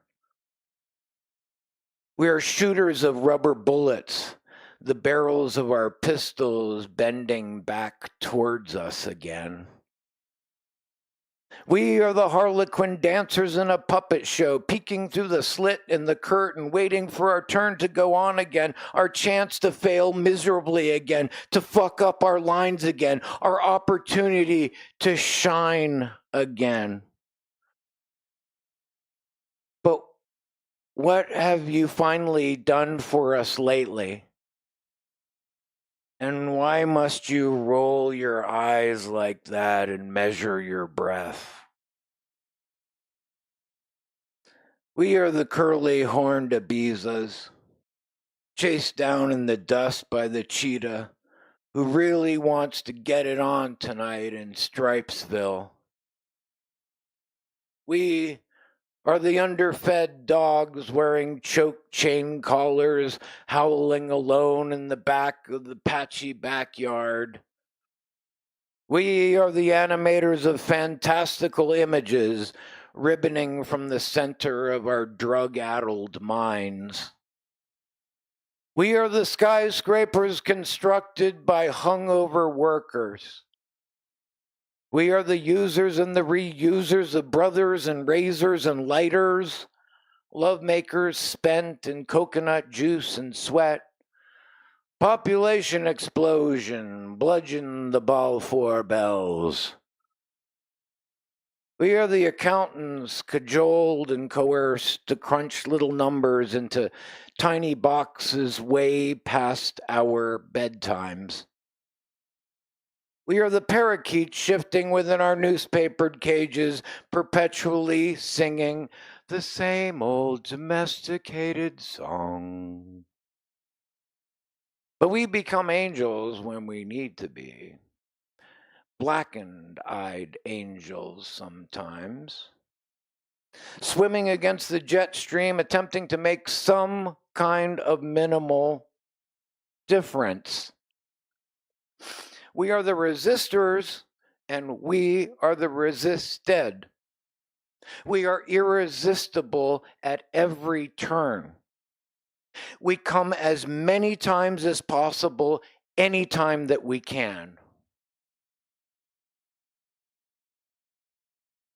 And when we finally meet the aliens, they will be us. But we still be brown cows bumping into cold metal gates, waiting for our mamas to come get us out of this soup, tased and prodded in the soft side of the body all day long.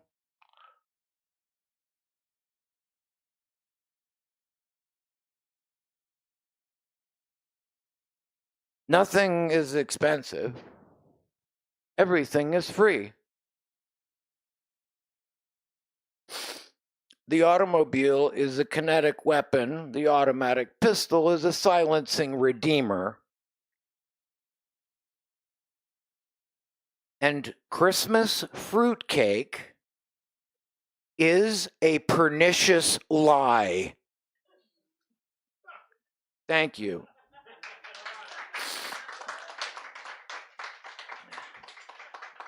Just to reiterate, Christmas fruitcake is a pernicious lie. And the raping and brutal murder of young female lambs is somehow still not a crime. Ring, ring, ring the dreadful chimes. Venus is a sexy witch, slowly losing her mind. The moon is a Bob Hope astronaut, and the snowman comes alive. Allen Ginsberg is dead.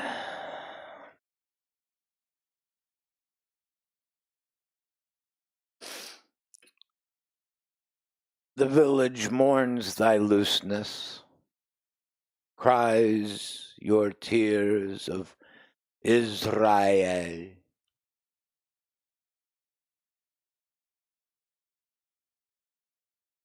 For we are not the mensch, we are not the real mensch. We are not even the super Nietzschean mensch, spoken firmly to by the uber mensch. We are the over-under animal foaming at the shoulders. We are cows, we are Negroes, we are Jews, we are chickens, we are pig sheep detained in camps, forced to stand knee-deep in our own excrement. We are severed swallows swan diving from the foggy, wet girders of the Golden Gate Bridge. We are delusional with religion, Allah and Christ, putty bombs and wires taped close to our hearts, waiting for the right moment to self-liberate, waiting for the right second to rebel. To do this thing, to unearth the shrouded seed. And the meek shall revolt, the meek shall revolt, and the meek shall scream their screams of dark horror, and they will pay their parking tickets, and they will bow their heads and jump through hoops of flaming alcohol. The meek shall inherit nothing, but they will turn steam into water and then into ice and then back into steam again. We are the drooling black bear ripping our paw from the steel claw trap, coming unglued from our own quicksand footprints. Going hard for personal freedom, we thrust for instant gratification. We are matte green caterpillars nipping endlessly at bright green leaves for meat, always clicking for meat, grimacing out the sides of our mouths, poppering ourselves for the next pipe load of green, for the next hardened piece of bread, for the next cold pint of happiness ale. Talking shit for the hard sausage cooked between raw liver, for that shiny piece of coin upon the countertop. Pining for the breaths blown with hand-rolled cigarettes, we are Japanese courtesans shuffling off to a secret date from the internment camp. We are not the mensch. We are not the real mensch. We are devolutionists steeped in the steeples of our father. Allen Ginsberg is dead. We are cows. We are Negroes. We are chickens.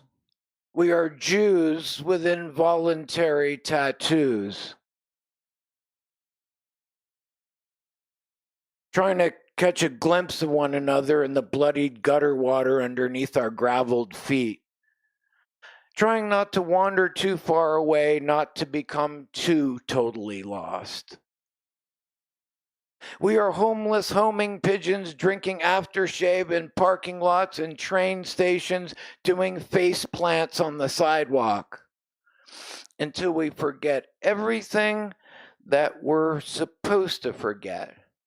And Milosevic is not afraid of anything except dark meat. We are whores. We are whores sidling up to a cattail, perpetually trying to get the gum out of our hair. And the Negro babies deep within our souls twitch like naked brains on a plate, switching hemispheres every 100 years or so when the multitudes of losers decide differently on the issue. The confused one becomes the ultimate sacrifice. The stealthy ones turn a nasty trick. And your rights are no longer yours. They belong to the man with the apron and the sledgehammer. And the only human amongst us is God. The only human amongst us is God. And I am the Son of God. And you are Hopi, the Navajo Lamb of God. And you are the sacred Hindu cow. You are an unorthodox Jew gnawing on a macaroon on a high holiday. You are a race car wrecked in the middle of the night out on the Malibu highway. You are a dying cat lying on the sunny window bench for the very last time. You are Satan Claus, wearing one single horn on your head. You are the Black Madonna. You are the Black Madonna. And you hold no faith in anything because no one gave you any faith to start with. And our friends are draped in ivy, and our nemesis is carved from ivory. And the bubble is firmly off center, and humanity clears its throat. And what about the beleaguered hero setting out upon the path with a leather pouch of cheese, of bread, of wine? What path will he take, boys and girls? Where will he get fooled along the way? Where will he fool himself? And at exactly what point will the administration lay down its subterfuge? Where will he encounter the oily X in the road? Where will he realize that his path is demolished? Or will he rise up to greet the 14-year-old Mayan girl in the center of the dark freckled sun? And will he meet good people responding vehemently against the injustice of the death machine? And where are you now, Judas Iscariot? Where have your anarchist ethics fluttered away to? What about all the talk about the personal revolution and the promise of a life without all the proddings? Is it too late to save our own dumbstruck ass? Are we all donkeys stuck in the mud braying for our mothers? It's a mono fake snowflake. It's a rabbit in a scarf trick. It's the stuff that gets you to tripping.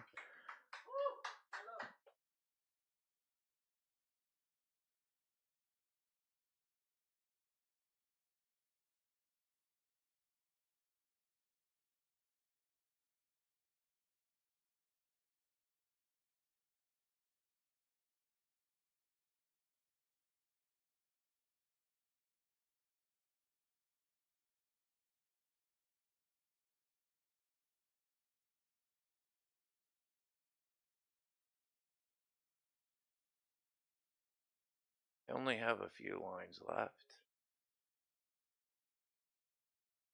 Wow, that's never happened to me in all the years I've been reading poetry.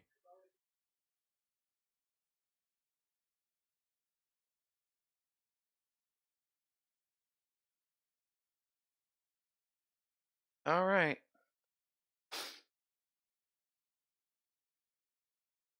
Oh, yeah. Allen Ginsberg is dead. That part. That's pretty important. I think it's rude to libel or interrupt a tribute, an homage to a great American poet, which Beyond Baroque stands for. And I was told to stop honoring Allen Ginsberg. What's up with that? What? What's excuse me? What? I can't hear you. What?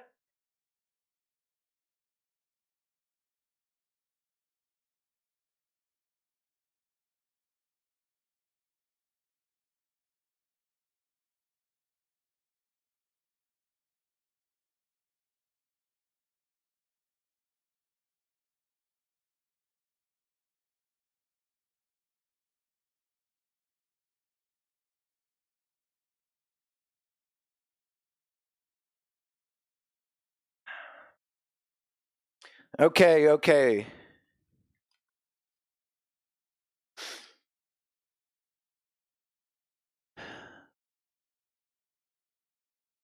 Thine words suck down like a shot of vodka in a bar, splashing the big puddle with maximum spillage, casting out concentric circles into the watered down wine of your Kaddish mother. Angel-headed hipster, your secret lies safe with us, hidden well within the breast pockets of proletarian deviance. The sissy kike with the 4 eyes always managed to find a nice peppermint surprise. Speak to us with your glowing temple, Rabbi. We shall kiss your reticulated ears in reply. Allen Ginsberg is dead.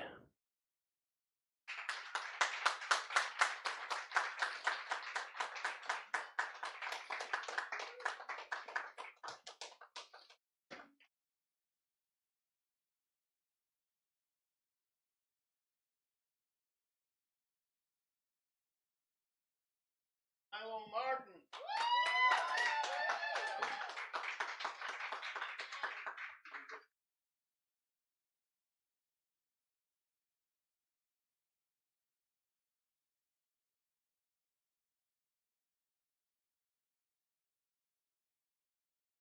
We're just going to do 2 pieces, close up. We appreciate you coming tonight and staying. And we want to honor the closing time of Beyond Baroque. I'm going to do 2 things. One is going to be a tribute, a short piece tribute to John Sinclair, who just recently passed away. And then the other piece will be, the final piece will be the Dudley Randall poem, Ballad of Birmingham. So this is John Sinclair's poem, Gasoline. Segue, which is Howlin' Wolf, and segue into The Screamers by John Sinclair.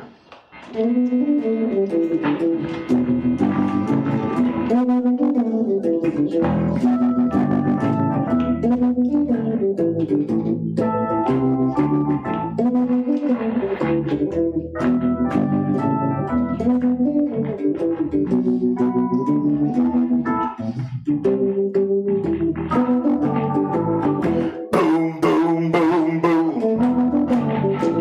Gonna shoot you right down.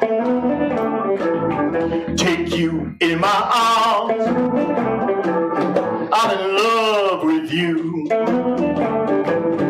Love that is true. Boom, boom, boom, boom. I like the way you walk. I like the way you talk.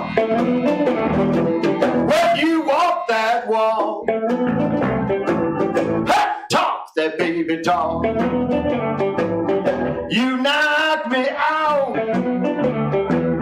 right off of my feet. And come on and shake, shake it, babe. Come on, come on. I don't mean maybe.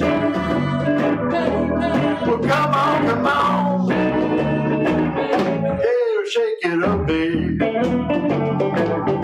I need you right now. Well, I mean right now. Well, I don't mean tomorrow. Well, I mean right now. Come on, come on. Come on and shake it up, baby. Come on and shake. Shake it up, baby. Come on, come on. Don't mean maybe. Come on, come on. Shake it up, baby. All right, the band wanted to do the great poet John Lee Hooker.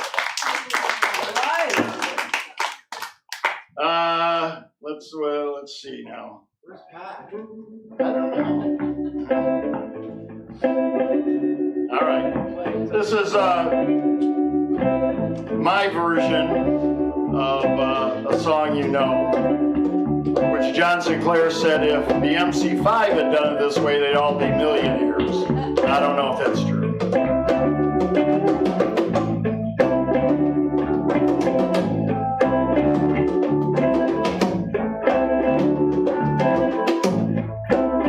Well, I feel pretty good. I guess I knew I would. Get crazy now, baby. 'Cause we all got in time when the dressing room it got hazy now, baby.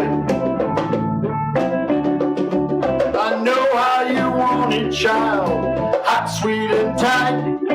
The girls can't stand it when you do it right, so let me up on the stand. Let me kick out the jam. Kick out the jams. Kick out the jams. Gonna kick out the jams. Yeah, I'm starting to sweat. You know my shirt's all wet. What a feeling. The sound that abounds and resounds and rebounds off the ceiling. You gotta have it, baby. You can't do without. When you get that feeling, you gotta jump it out. So let me be who I am. Let me kick out the jam. Kick out the jam. Kick 'em out. Kick out the jams now. Kick 'em out, kick 'em out, kick 'em out, kick 'em out, yeah. Kick 'em out, Willie.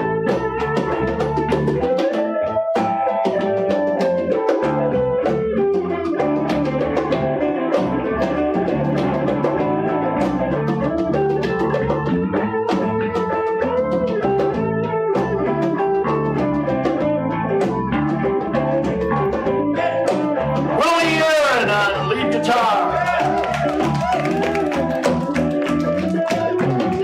I am, didn't want to be who I am. But you see who I am, yeah, see who I am. So let me be who I am. Yeah.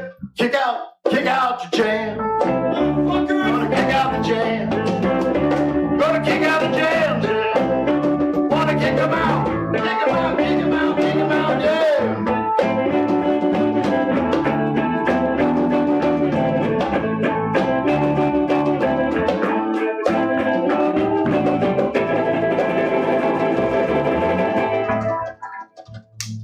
Kick 'em out! These pieces remind remind me, I once was here and I was up on this stage, and Charles Moore from Detroit was there. I was there. Wayne Kramer was here. John Sinclair and Michael Simmons was with us that night when Guitar Army was re-released. So you want to just do Ballad of Birmingham? Doom, doom, doom, doom, doom. Oh, yeah. There you go, Carolyn. Let me introduce, this is Carolyn Sawyers here. Sawyers. This is Dave Sawyers. This is the drummer, not a coincidence. This is the drummer from the Brian's Jonestown Massacre, Milo Martin, and that is Willie Aaron. They are all well-known musicians in this town. So this is the last one, Ballad of Birmingham.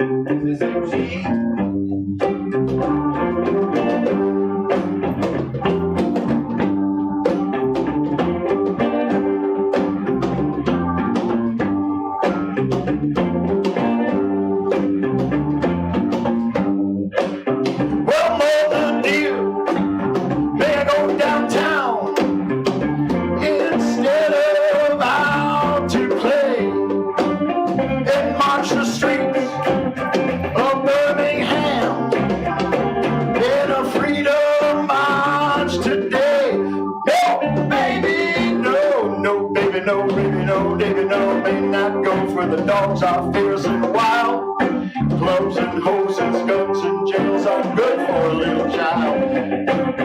But mother dear won't be alone.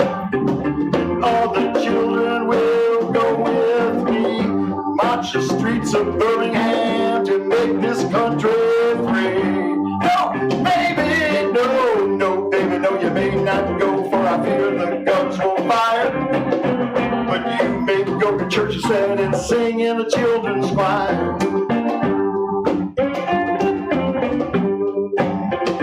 So she combed her hair, brushed her dark hair. Baby body rose petals sweet, and drew white gloves on her small brown hands, and put little white shoes on her tiny, tiny feet. Smiled to know her child was in a sacred place. But that smile was the last smile that would ever come upon her face. For when she heard the explosions, her eyes grew wet and wild. Raced through the streets, calling for a little child.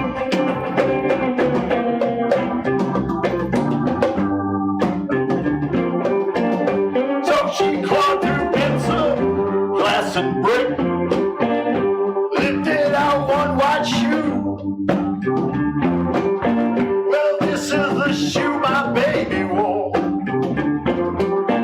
But baby, where are you? Where are you? Where are you? Where are you? Where are you?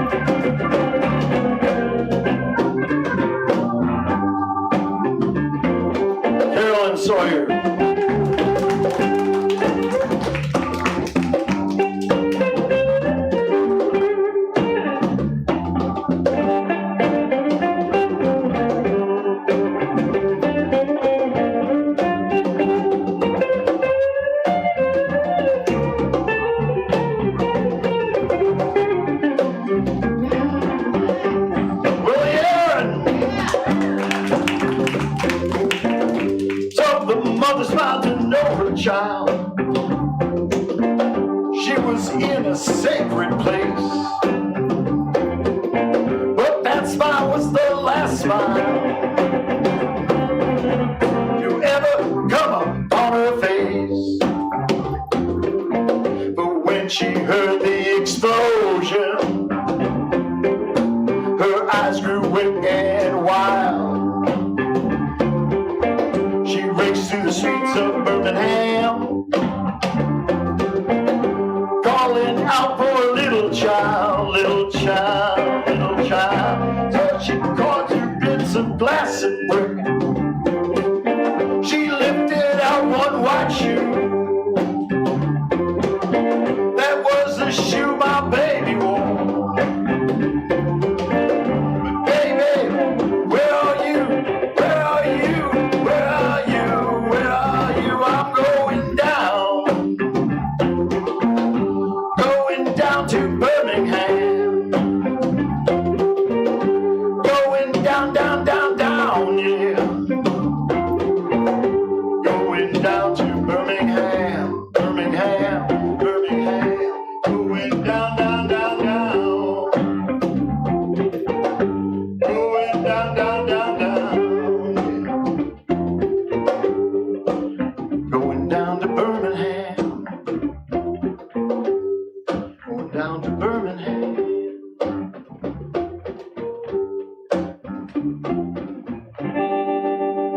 Thank you very much. Thanks for hanging out. Thanks for staying.